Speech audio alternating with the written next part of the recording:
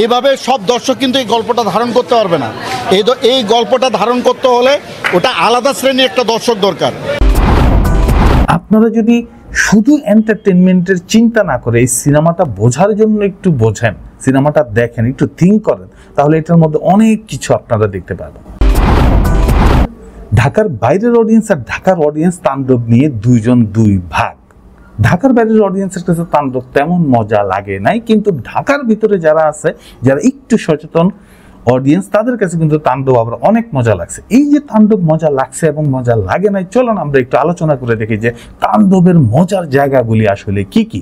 তাণ্ডব সিনেমায় আপনারা যে শাকিব খানকে দেখছেন, সেই শাকিব খানকে যদি একটু ভালো করে খেয়াল করেন, তাহলে এই শাকিব খান 2 বছর র্যাবের আয়রন সেলে আটকা ছিল। কে আটকা ছিল আসলে? আমাদের রিসেন্ট কিন্তু সেই লোকটা অ্যারেস্ট হয়েছে, সুব্রত বাইন, ভিন্ন নামে ভিন্ন গেটআপে সেখানে কিন্তু সে অ্যারেস্ট হয়েছে।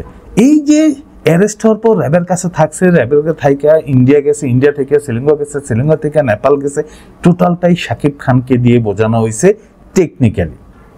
আসেন, বাংলাদেশ ব্যাংকের রিজার্ভ চুরি হয়েছে, শাকিব খান দেখা গেছে যে একটা টাকা চুরি করছে, সেটা কোন থেকে? ব্যাংক থেকে। বাংলাদেশ ব্যাংকের যে রিজার্ভ চুরির ঘটনা, সেই সময় কিছু পুলিশ অ্যারেস্ট হওয়া, ইন্ডিয়ায় যাওয়া, বাংলাদেশ থেকে নানা ঘটনা ঘটছে, এবং এইটা যে 4 দেওয়ালের বাইরে না যায় সেটা নিয়ে যখন তারা সরকারিভাবে আলোচনা করছে, সেটাও কিন্তু তুলে ধরা হয়েছে এই রিজার্ভ ফান্ডের যে ঘটনাটা। এই ছবিতে শহীদুজ্জামান সেলিম যে ক্যারেক্টারটা করছে, সেই ক্যারেক্টারটা আসলে কে? This is DV Harun. এইখানে যে জয়া আহসান যে ক্যারেক্টারটা করছে, এটাকে যদি আমরা একটু টার্ন করে নিয়ে আমরা দেখব যে এই জয়া আহসান কিন্তু মুন্নি সাহা লেভেলের একটা ক্যারেক্টার করছে। এটা কিন্তু রূপক অর্থে ব্যবহার করা হয়েছে।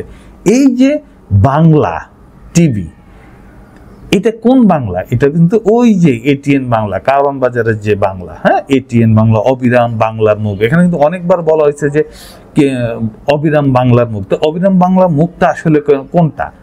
এটিএন এর যে অবিরাম বাংলার মুখ।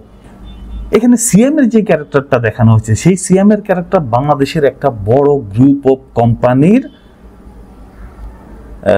বসুন্ধরা, যমুনা, মানে এই টাইপের একটা বড় বাংলাদেশের একটা গ্রুপ অফ কোম্পানির মালিকের ছেলের ভূমিকায় যে সিয়াম যে ক্যারেক্টার করছে সেটা।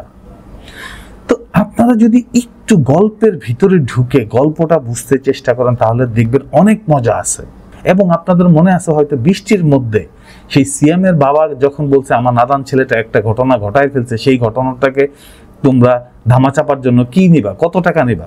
পার হেড তারা 500 কোটি টাকা চাইছিল। মানে একটা মার্ডার কেসের জন্য বাংলাদেশের পলিটিক্যাল পার্টিগুলি কি কি করছে, এবং সেখানে কারা কারা ছিল? ডিভি হারুন ছিল, আফজাল হোসেন, মানে ধর্ম মন্ত্রণালয়ের একটা ব্যাপার ছিল, সেখানে ছিল একটা টিভি চ্যানেল, সেখানে ছিল আরো কিছু পুলিশ প্রশাসনের লোক। তো আপনারা যদি শুধু এন্টারটেনমেন্টের চিন্তা না করে এই সিনেমাটা বোঝার জন্য একটু বোঝেন, সিনেমাটা দেখেন, একটু থিঙ্ক করেন, তাহলে এটার মধ্যে অনেক কিছু আপনারা দেখতে পাবেন। এই ছবিতে আরেকটা ভালো দিক হলো, অনেক দিন পর আমরা দেখলাম কি শাকিব খানের অ্যাকশন সিন দেখলাম। বাংলাদেশে কিন্তু অ্যাকশন সিনেমা করা খুব ডিফিকাল্ট, বিকজ অফ হলো যে জসিম মান্না, রুবেলের আমলে যারা অ্যাকশন ফাইটে কাজ করতেন, তারা কিন্তু এখন আর কাজ করেন না। তাদের এক একজনের বয়স 50 থেকে 60। এবং এইখানে নতুন করে নতুন কেউ জন্ম নেয় নাই, বা নতুন কোনো আর্টিস্ট তৈরি হয় নাই অ্যাকশন দৃশ্যে কাজ করার জন্য। যে অ্যাকশন দৃশ্যে কাজ করে যে সংসার চালানোর যে ব্যাপারটা, সেটা কিন্তু ছিল না, সেটা কিন্তু তৈরি হয় নাই। যার ফলে অ্যাকশন দৃশ্যের ফাইট সিকোয়েন্সে কাজ করার জন্য যে ফাইটার যারা আছে, তারা কিন্তু এখন আর নাই। যার ফলে অ্যাকশন দৃশ্য করার জন্য কিন্তু বিদেশি হেল্প নিতে হয়। এর আগে আমাদের ইন্ডিয়া হেল্প নিছে, এবার শ্রীলঙ্কার হেল্প নিছে, কিছু করার নাই। অ্যাকশন দৃশ্য কিন্তু এই প্রথম অনেক দিন পর, প্রিয়তমারও আগে থেকে বাংলাদেশে অ্যাকশন ফিল্ম করাই যায় না। মানে অ্যাকশন ফিল্মের যে আর্টিস্ট দরকার, সে আর্টিস্টটা নাই। এবার আসেন, এই সিনেমার কোন কোন জিনিসগুলি মজা লাগে নাই। সিনেমাটা যে শুরু হয়েছে, যখন শুরু করলো, টিভি ভবনের এখানে গেল, ভিতরে ঢুকলো, এইটুক পর্যন্ত ঠিক আছে। এরপর হচ্ছে এমন কিছু করা উচিত ছিল যেটা মজা লাগে। আমরা যদি এটার সাথে জওয়ানের সেই ট্র্যাপ সিনটার কথা, রেল লাইনের সিনটার কথা তুলনা করি, আমরা যদি কোরিয়ান একটা ফিল্ম আছে সেটার কথা তুলনা করি, আমরা যদি মোস্তফা সরোয়ার ফারুকের একটা সিনেমা আছে যেখানে সে সমস্ত জাহিদ হাসানকে নিয়ে একটা ট্র্যাপের মতো সৃষ্টি করছিল যে ওই এলাকার সবাইকে ডাকো, সবাইকে ডাক বাংলায় ঢুকাইছিল, মনে আছে হয়তো আপনাদের। এই জায়গাগুলোর মধ্যে কিছু কারিশমা দেখানো দরকার ছিল, কিছু টেকনিক্যাল জিনিস দরকার ছিল, কিছু টুইস্ট দরকার ছিল। এইখানে আরেকটা ব্যাড কাস্ট মনে হয়েছে আফজাল হোসেনকে। উনি এত পপুলার একজন মানুষ এবং হিরো, মানে ওনার জীবনে নেগেটিভ ক্যারেক্টার করেই নাই। সেই লোকটাকে যখন আমরা ধর্ম মন্ত্রণালয়ের একটা ক্যারেক্টার দিলাম, বিশেষ করে আফজাল হোসেনকে যখন আমরা স্ক্রিনে দেখলাম, সেটা লাগে না। মানে আফজাল হোসেন সাহেবের সেই ক্যারেক্টারে ঢোকার যে বিষয়টা, সেটা অতটা স্মুথ ছিল না, সুন্দর ছিল না, গুড কাস্টিং ছিল না, তার সংলাপ, এক্সপ্রেশন সব কিছুতেই বয়সেরও একটা ব্যাপার আছে। সব মিলিয়ে বিষয়টা কিন্তু মানে মজা লাগে না, অডিয়েন্সের বুকে লাগে নাই। যেটা হুমায়ুন ফরিদি, এটিএম শামসুজ্জামান একটা ব্যাড ক্যারেক্টারের একটা ব্যাপার থাকে না, সেটা হয় না। যেটা শহীদুজ্জামানকে দেখে আমরা মজাটা পাইছি যে এটা কিন্তু ডিবি হারুনের ক্যারেক্টার, চট করে মানুষ ধরছে, তার লুকস, গেট আপ সব কিছু মিলে। লিচুর বাগানে যে গানটা চমৎকার গান, ভালো গান, কিন্তু ওই ভালো না, তুফানের গানটার মতো না। হ্যাঁ, তুফান যেমন উড়াধুরা যে একটা ব্যাপার ছিল, সেইটা না। এবং তুফানের মনে আছে আপনারা হয়তো, যে তুফান যখন সিনেমাটা তখন আসছিল, তখন কিন্তু লাগে উড়াধুরা দিয়ে কিন্তু হাজার ভিডিও ক্লিপস বানানো হয়েছে। এবং একটা ট্রেন্ড আছে টিকটকে, রিলসে, শর্টসে, যে ইয়াং যারা আছে তারা কিন্তু এটার লিপসিং করে, এটাকে নিয়ে আর একটা গান বানায়, এটাকে নিয়ে শর্টস বানায়, রিলস বানায়, টিকটক বানায়।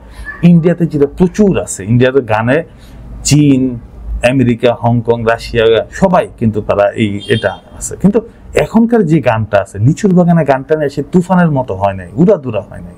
যারা বলেছে কি অডিয়েন্সের কাছে লিচুর বাগানের মতো ভালো হয়েছে, কিন্তু তুফানের উড়াধুরা গানের মতো হয় না। এবং উড়াধুরা গানের পরে যতগুলি গান আসছে মার্কেটে, কোনোটাই কিন্তু উড়াধুরাকে এক্সিট করতে পারে নাই। কারণ হচ্ছে উড়াধুরার কম্পোজিশন, মজাটাই ছিল অন্যরকম। স্টোরি টেলিং যখন সবাই চলে আসলো, শহীদুজ্জামান সেলিম, গাজী রাকায়েত, আফজাল হোসেন, এরা যখন সবাই চলে আসলো, ইন্টারভিউতে গেল, ইন্টারভিউতে যাওয়ার পর যে শাকিব খানের যে এক্সপ্রেশন, শাকিব খানের যে টুইস্টিং, আমরা যদি ওই জওয়ানের শাহরুখ খানের টুইস্টিংটা দেখি, এখানে 5 জন মানুষ উঠাইলো, তাদেরকে একটা নাম প্লেট দিল, মজাটা করলো, একজনের গল্প বললো, কেন এই মানুষটাকে মারা হইলো, কেন তাকে গুলি করলো, তাকে যে গুলি করে মেলে ফেললো, সেখানেও কিন্তু আমরা যখন দেখলাম সিন শেষে কিন্তু সেই মারা যাওয়া ব্যক্তিটা উঠে আসলো। এই যে টুইস্টিং এর যে জায়গাগুলি, এই জায়গাগুলি প্রপার হয় না। নাইমের বিষয়ে যেটা হয়েছে সেটা হচ্ছে যে উনি যে ক্ষিপ্রতা দেখাইছে সংলাপে, আদতে কিন্তু কোনো ক্ষিপ্রতা নাই। এবং আমরা একটা দেখতে পারলাম যে ইয়াদ বে নামতেছে, কি বলে এটাকে, টেলিভিশন চ্যানেলে ঢোকার জন্য ওই দড়ি দিয়ে তারা নামতেছে। ওখানে এত বেশি প্রোটেকশন নেওয়ার কথা, যেখানে ওরা দড়ি দিয়ে নামতেছে কেমনে, আবার 2 মিনিটের মধ্যে নাইমকে সে মেরে টেরে রক্তাক্ত করে একদম অস্থির করেছে, আবার 2 মিনিট পরে তাকে বের করে দিছে। এই জায়গাগুলি গোজামিল হয়েছে। এই সব কিছু মিলে অডিয়েন্স আসলে পারফেক্ট, মজার জায়গাগুলি অনেক কম ছিল, কিন্তু চিন্তার জায়গা একই ছিল। যে আয়রন সেল, কথা বললেই আয়রন সেল, সরকারের বিপক্ষে বা পক্ষে কথা বললেই আয়রন সেল, একটা মার্ডার হইলো সেখানে পলিটিক্যাল কিভাবে অ্যাড হইলো, বাংলাদেশের বড় বড় গ্রুপ কোম্পানিগুলি কিভাবে দেশকে শোষণ করলো, শাসন করলো, কিভাবে নৈরাজ্য চালালো, কিভাবে মার্ডার হইলো, সেগুলি দেখাইলো। এই সব কিছু মিলে চিন্তার জায়গাটা বা ডেপথ অফ গল্পটা অনেক ভালো ছিল। পিকচারাইজেশনে যে কোথাও ঘাপলা আছে, এই যে পিকচারাইজেশনে যে কোথাও ঘাপলা, এই ঘাপলাটা যদি ওভারকাম করা যেত, তাহলে তাণ্ডব ইজ অসম, কোয়ালিটিফুল, গুড। এবং তাণ্ডবের হাত ধরে যে নতুন গল্পে বাংলাদেশ প্রবেশ করলো, সেই নতুন গল্পে সেই কাণ্ডারে কিন্তু রায়হান রাফি এন্ড শাকিব খান।